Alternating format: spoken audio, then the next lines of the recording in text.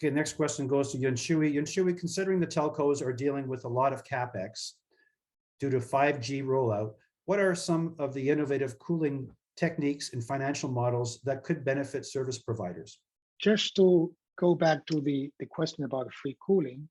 So we did some research or experiment with the OEMs with some equipments like servers, like I mean, we are really trying to understand the working temperature of those chips, electronics on the equipment, and the relationship with the either air or liquid temperature related to cool those equipments. So one of the tests we did in this year, 2021, is the chips are working at the temperature about 80 degrees Celsius. So below 80 degrees Celsius, that chips will work reliably without any issue. So what is the temperature allowed, air temperature allowed to cool that chip, to keep that chip under 80 degrees Celsius? We do a lot of tests. So it comes up to 45 degrees. So it means if we have 45 degrees below air temperature blowing into that equipment, those chips can work under a normal condition without any issue. And also we talked with the thermal engineers in those OEMs. So they, of course, have their internal algorithms, how to regulate the chip's performance related to the temperature. So it means if temperature is reaching or beyond 80 degrees Celsius, they will, downloading, let's say, reduce the speed of those chips just to keep the chips working on the right temperature. So with this being said, so I think we may still very conservative on the air temperature side from the either telco or data center.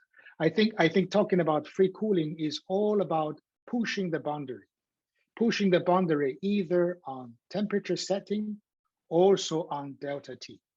So if we mention the delta T as both Mohammed and Tony mentioned, the delta T also contribute greatly to the efficiency of free cooling. If we're talking about return air temperature, not only supply air temperature, return air temperature.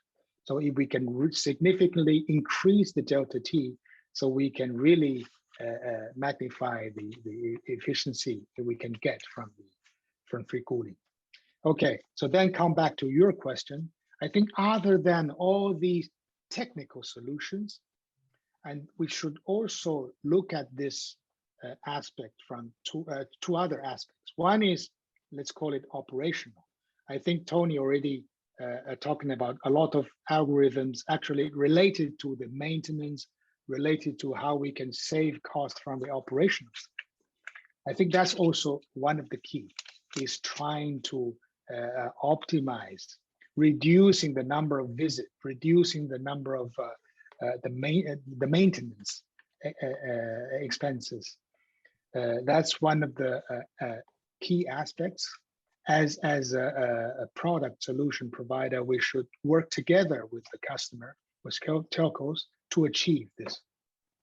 And I think we do believe we have many things we can provide, like the remote monitoring and control, like the filter algorithm, the filter configurations to create a larger filter, to use not only the switch, but the sensor to give you a kind of foreseeable consumption on the filter.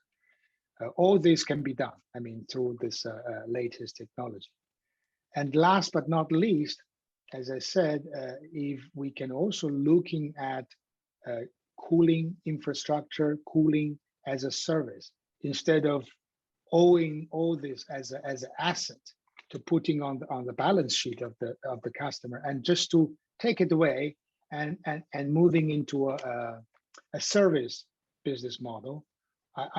I strongly believe this can really create value for telecom customers and let them more focusing on their key business, which is to provide data services to their customers. Yeah. Okay, That's, thank you, Yunshu, for the insightful answer.